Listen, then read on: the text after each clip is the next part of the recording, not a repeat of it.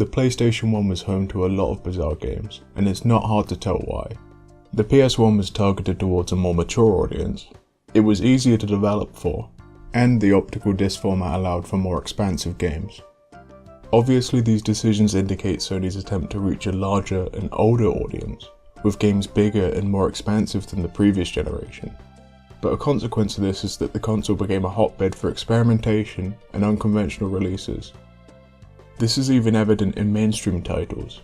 Resident Evil, Silent Hill, Parappa the Rapper, the original Metal Gear Solid, Gran Turismo. Obviously we're all accustomed to these games now, but at the time these games were so innovative and different, each essentially creating their own genre. And the weirdness only intensifies looking beyond the mainstream and exploring some games that may not have received too much attention in the West, if any Western release at all. These are 7 games that, to me, perfectly illustrates the notion of the PlayStation 1 being the console for weird and obscure Japanese games. Incredible Crisis. Starting off with the only game in this video that received a North American release. In Incredible Crisis you play through a series of vignetted stories that sees your playable character encounter various comically dangerous situations. Each scenario plays like a different minigame with vastly different controls, so your activities will range from a DDR style rhythm game playing as a salaryman, controlling a housewife who's trying to sneak past people holding up a convenience store, or attempting to lightly walk across a spider's web as a boy who's shrunk to the size of an ant, and many more bizarre situations. Distinct from other minigame collections, it's the context given to all of these scenarios in Incredible Crisis that's so charming and engrossing. There's a quaintness to these regular people being thrust into strange situations, a quality further evoked by the sympathetic character animations and cutscenes. The episodic, story-driven nature of the game means that you essentially see everything during one playthrough, but it's definitely an experience worth your time. Oh No. A running game developed by Asmik Ace Entertainment during a time when they were seemingly in the business of publishing really niche PlayStation games, because around the same time they also published LSD Dream Emulator and Rhythm and Phase. Today the genre is pretty common on smartphones, but runner games were just getting started on the PlayStation 1, and Oh No is emblematic of how quirky a lot of early running games were. You control a row of half-naked dudes who can't help themselves but run headfirst into danger, which you have to steer them clear of. To better maneuver around the stages you can change the formation of the lads, and jump over obstacles. The game generally moves at a slow enough pace that it's not difficult to progress through the levels. Though despite its relatively slow pace, Oh No keeps your interest with its upbeat presentation, particularly the bubbly music which all the characters in the world will bounce along to. Surprisingly, the game's story is supplemented by pretty excellently animated cutscenes. Like many runners on the PlayStation, this is a fairly simplistic and straightforward experience, but there's a lot of character in the animation that will keep you engaged throughout the game's relatively short length. Bishi Bashi Special. Another game available in English, though Bishi Bashi Special was only released in Europe. And oddly, it's actually a compilation of Bishi Bashi Special 1 and 2, which only released in Japan, which are themselves compilations of minigames from arcade cabinets, which were expectedly also only available in Japan.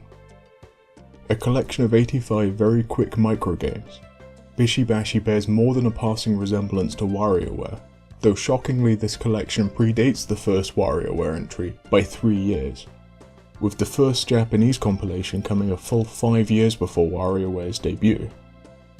What's so striking is how blatantly WarioWare imitates this style, from the breakneck pace, to the musical accompaniment, to the varied control scheme and art style between stages.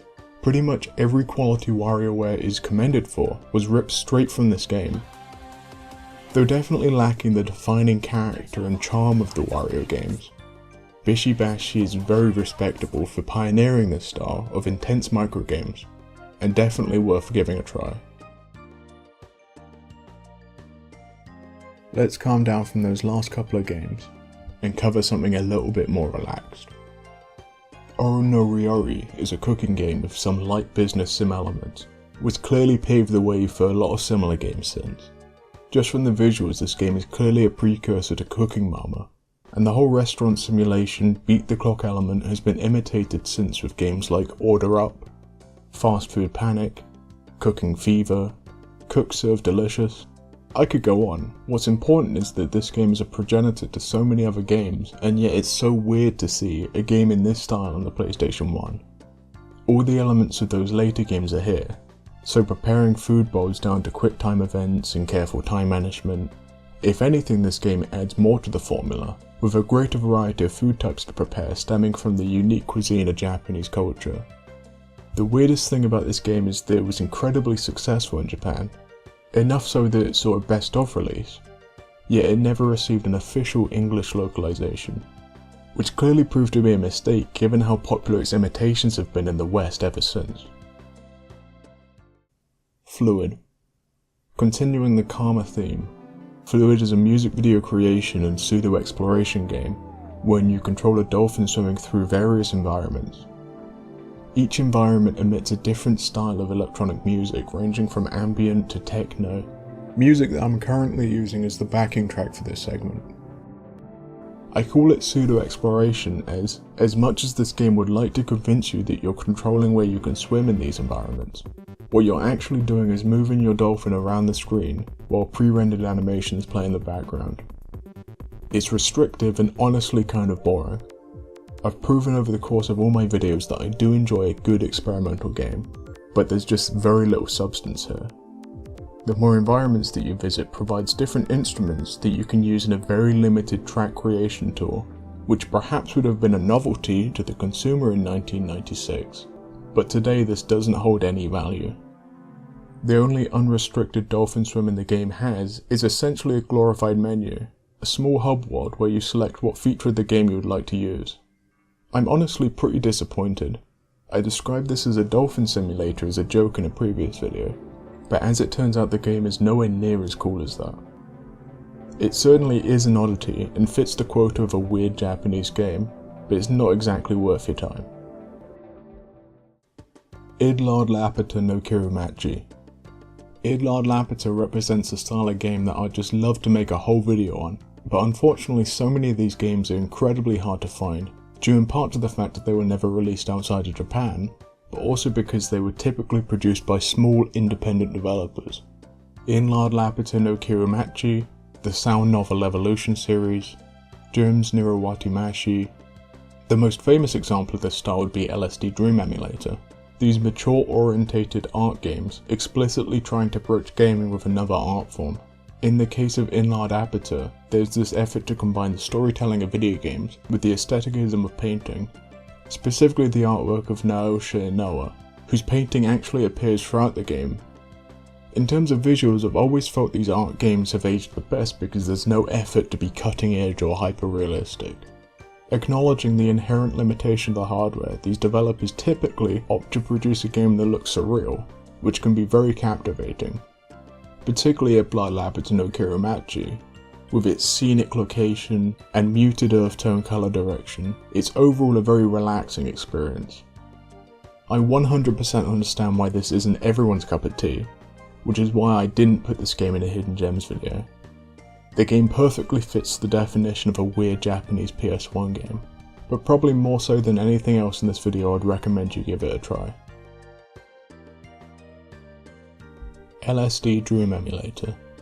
I mentioned it a couple times earlier, and I've discussed it at length in a previous video, but of course I have to do an obligatory segment on LSD Dream Emulator, probably the most widely publicised PS1 oddity. Essentially you explore dreams on a daily basis, marking where you end up each day in a dream journal, with the vague goal of completing said journal and seeing everything the game has to offer.